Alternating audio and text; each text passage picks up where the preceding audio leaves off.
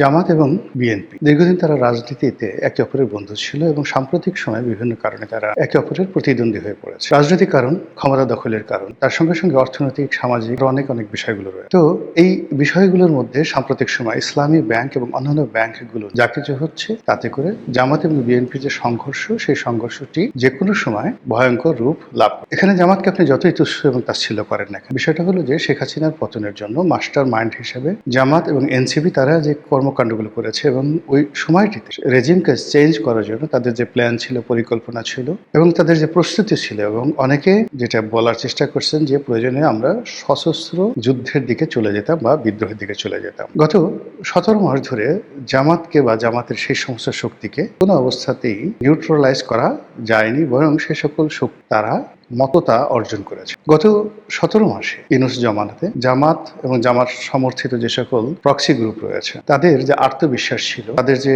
ক্ষমতা ছিল, কথাবার্তা ছিল, এর মূলে যে কেবলই মাত্র আবেগ তা নয়। সেখানে অর্থ ছিল, সেখানে বিত্ত ছিল, সেখানে অস্ত্র ছিল, সেখানে বিদেশি কানেকশন ছিল। এবং জামাতের মতো একটি সংগঠনের যে এত বহুমাত্রিক কানেকশন থাকতে পারে, এটা বিএনপি এখন যেভাবে বুঝতে পারছে না, একইভাবে জামাতের সম্পর্কে আওয়ামী লীগ চোখ বুজেছিল, তারা বুঝতে পারে। তাদের চোখের সামনে এই শক্তিটি বের হয়ে আসছে। এখন এই যে হঠাৎ করে তারেক রহমান সাহেব যে ক্ষমতায় এলেন, এতে করে কি জামাতের কোনো ক্ষমতা কমেছে না বেড়েছে? নিঃসন্দেহে বেড়েছে। এর কারণ হলো যে যেহেতু বিএনপি এখন ক্ষমতায় রয়েছে, বিএনপি ক্ষমতায় থেকে তারা যে সিনিয়র বা সিন ক্রিয়েট করতে পারবে, যেটা আওয়ামী লীগ জামানাতে সম্ভব ছিল। 2 নম্বর হলো যে তাদের আগে বিভিন্ন জায়গাতে তাদের যে প্রক্সি লোকজন ছিল, সেই প্রক্সি লোকজন 17 মাসে আরো শক্তিমত্তা অর্জন করেছে এবং একই সঙ্গে তারা যেভাবে বিএনপির বিরুদ্ধে ন্যারেটিভ গুলো তৈরি করে ফেলেছে, সেই ন্যারেটিভ গুলো তারা যেভাবে মার্কেটিং করছে, ব্যক্তি তারেক রহমান থেকে শুরু করে সালাউদ্দিন সাহেব এবং তারেক রহমান সাহেবের যারা পরিবার, একান্ত পরিবার পরিজন, আমরা নাম উচ্চারণ করতে পারবো না, তাদেরকেও টার্গেট বিভিন্ন বট বাহিনীর মাধ্যমে যে সকল অপপ্রচার চালানো হচ্ছে।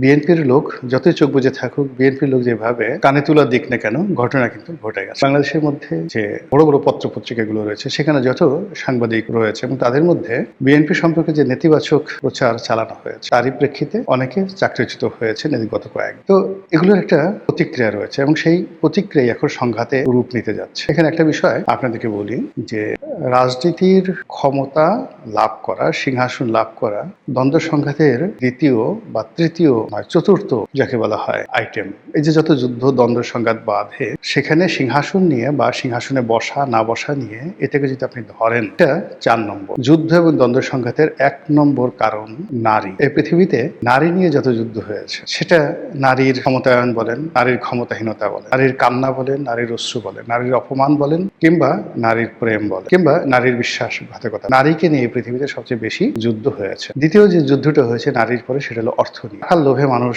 যুদ্ধ করেছে অথবা টাকার প্রয়োজনে যুদ্ধ করেছে। এখন যে ইরানে যুদ্ধ হচ্ছে, আমেরিকা টাকার প্রয়োজনে তারা যুদ্ধ করে চলেছে, লুটপাট করতে হবে। অন্যান্য বিষয় আছে, আমি শুধু এই দুটো বিষয় বললাম। নারী 1 নম্বর, 2 নম্বর হলো টাকা। আপনারা দেখেন যে গত 17 মাসে নারীর প্রসঙ্গ বাদ দেন, টাকার প্রসঙ্গটা যদি আমরা ধরি, তাহলে এখানে বিএনপি এবং জামাতের যে সম্পর্কটি, সেই সম্পর্কটির ক্ষেত্রে অর্থ যোগ এখানে মূল নিয়ামক ছিল। বিএনপির সঙ্গে জামাত যেটা পারেনি বা করতে পারেনি, সেটা হলো এই যে বিএনপির লোক যেভাবে চাঁদা কালেকশন করেছে, যেভাবে চাঁদাবাজি করেছে, এটা জামাত তাদের সাথে পেরে ওঠেনি। আর জামাতের পক্ষে এটা সম্ভব ছিল না, বিকজ এই কাজ করার জন্য যে ম্যান পাওয়ার দরকার, সেটা তাদের ছিল না।